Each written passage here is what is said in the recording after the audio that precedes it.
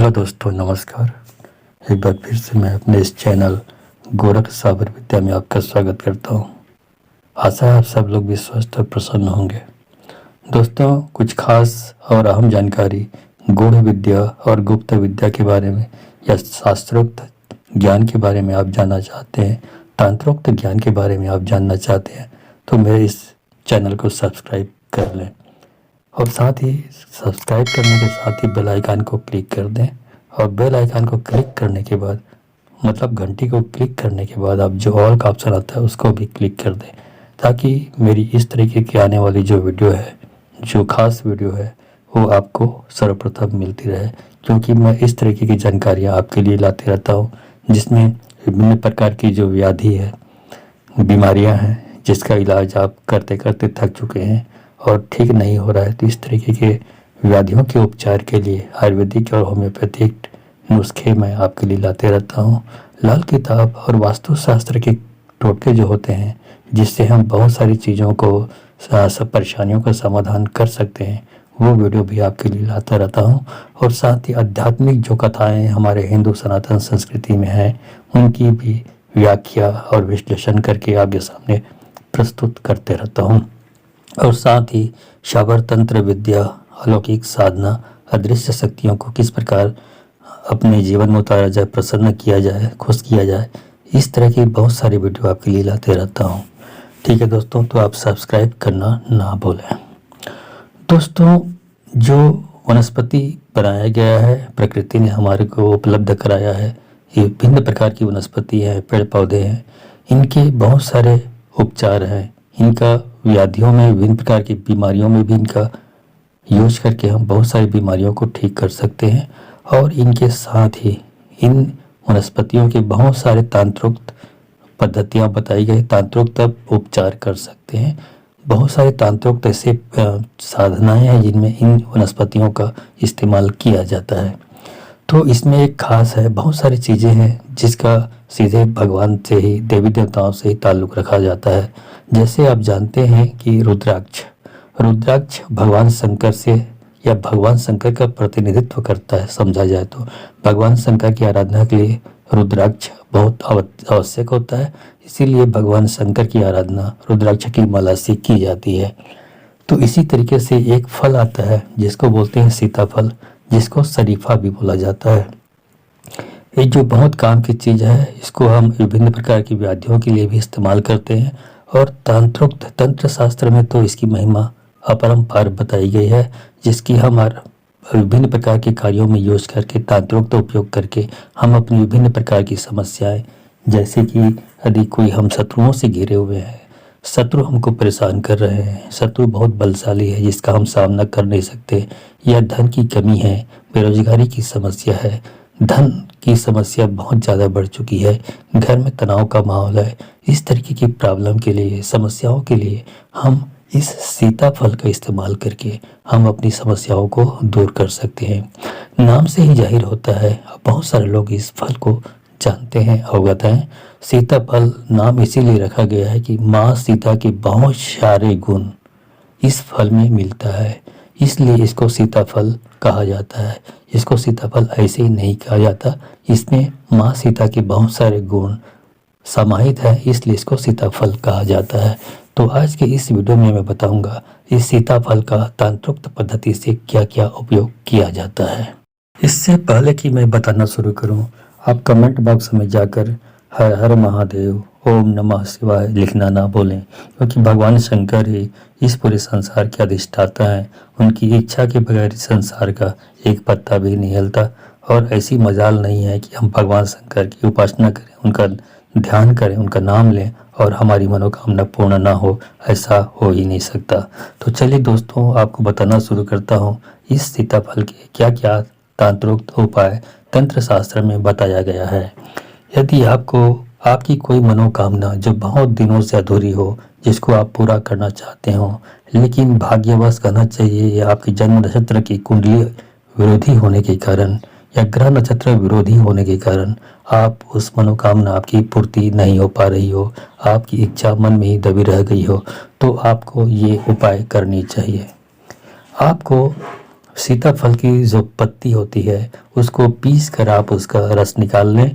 अब उस रस से आपको किसी भी लकड़ी, छोटा सा लकड़ी कलम का बना लें और एक छोटा सा भोजपत्र ले लें और भोजपत्र में अपनी मनोकामना लिख दें।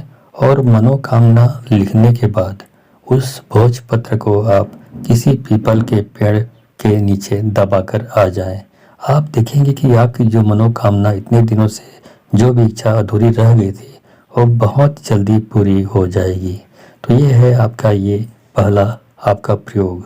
दूसरा प्रयोग बताता हूँ। यदि आप दुश्मनों से घिरे हुए हैं, आप कोई भी कार्य करते हैं, आपके दुश्मन आपके लिए अड़ंगा तैयार रखते हैं, विघ्न बाधा उपस्थित करते हैं, आपको परेशान करते हैं, आपके परिवार को परेशान करते हैं।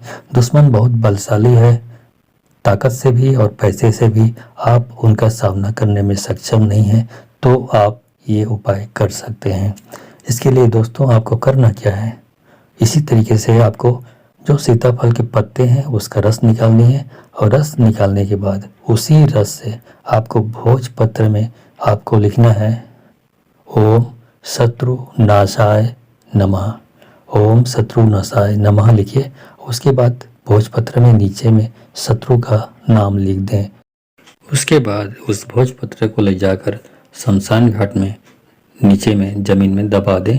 उसके साथ ही आपको जो वहाँ पे जो चीता की लकड़ी, जो अधजली लकड़ी बची होगी, उसको थोड़ा सा चीर लें और चीरने के बाद थोड़ा सा जला दें, वहाँ पे ऊपर में जला दें।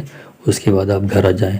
दोस्तों आप यकीन नहीं मानेंगे कि उस दिन से जो भी आपके दुश्मन हैं, जो आपको परेशान करते हैं, उनके उल्टे दिन चालू हो जाएगा। क्योंकि शमशान घाट में बहुत सारे भूत प्रेत का निवासी स्थान होता है।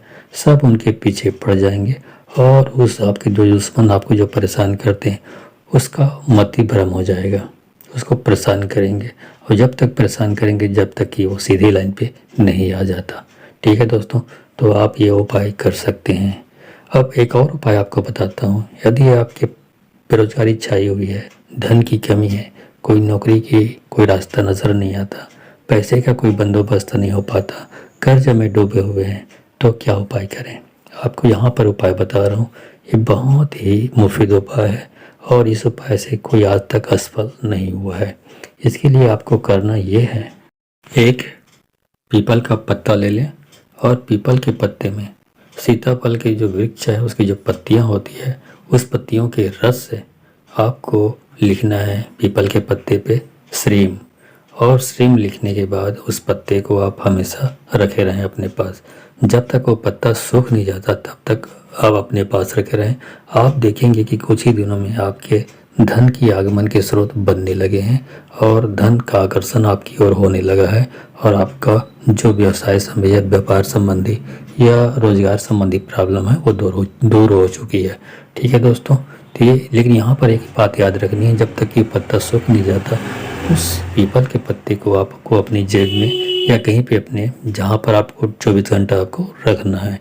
और जब पत्ता सूख जाए तो उसके बाद उस पत्ते को आपको वहीं पर छोड़ कर आना है। जिस पीपल के पत्ते को आपने तोड़ के लाया है उसी पीपल के पास उस पीपल के पत्ते को छोड़ देना है, सूखे हुए पत्ते को, और वहाँ से नया पत्ता तोड़कर लाकर फिर प्रयोग करना है। इसी प्रयोग को यदि आप दोहराना तिराना चाहें तो। ठीक है, तो ये है आपके लिए रोजगार संबंधी या व्यापार संबंधी या और कोई भी धन संबंधी कोई प्रॉब्लम हो तो इनके लिए ये उपाय बहुत ही असरकारक है, प्रभावी है। एक और उपाय आपको बताता हूँ जो बहुत ही मुफीद और प्रभावकारी है।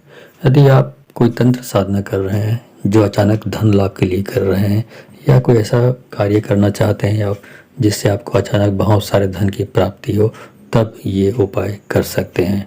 इसके लिए आपको करना क्या है, ये अचानक धन लाभ का मतलब ये होता है यदि आप कोई सट्टा से आप लाभ कमाना चाहते हैं, रुपये कमाना चाहते हैं, लॉटरी से आप रुपये की प्राप्ति करना चाहते हैं, तब ये उपाय कर सकते हैं। क्योंकि अचानक बहुत ज़्यादा धन की प्राप्ति इन्हीं चीज़ों से होती है। तो इसके लिए आपको करना क्या है, आपको लगातार 11 दिन तक जो सीताफल के जो फल होते हैं, मतलब सीताफल होता है, उस फल को 11 दिन तक प्रतिदिन आपको एक फल लेकर आपको लक्ष्मी माता के मंदिर में जाना है। लक्ष्मी माता को प्रणाम करके आपको अर्पित कर देना है वहाँ पे माता के चरणों में। इस तरीके से लगातार यदि आप 11 दिन तक करते हैं तो आपको निश्चित रूप से लॉटरी से या तो सट्टा से आपको धन की प्राप्ति होगी और बहुत ज़्यादा धन की प्राप्ति होगी, जिससे आप अपनी जो समस्या होगी या जो कर्ज में दबे हुए हैं तो कर्ज से मुक्ति चाहते हैं तो आप उस कर्ज से उबर जाएंगे। तो आप ये अचानक धन लाभ प्राप्ति के लिए ये उपाय कर सकते हैं। इसी तरीके से बहुत सारी जानकारियाँ सीताफल से संबंधित या शरीफा से संबंधित तांत्रिक पद्धति बताई गई हैं, जो आने वाले वीडियो में आपको बताते रहूँगा। आप वीडियो में मेरे साथ बने रहें। ये जानकारी अच्छी लगी हो तो इस जानकारी को अधिक से अधिक लोगों तक शेयर करें ताकि अधिक से अधिक लोग इस जानकारी का लाभ उठा सकें। धन्यवाद।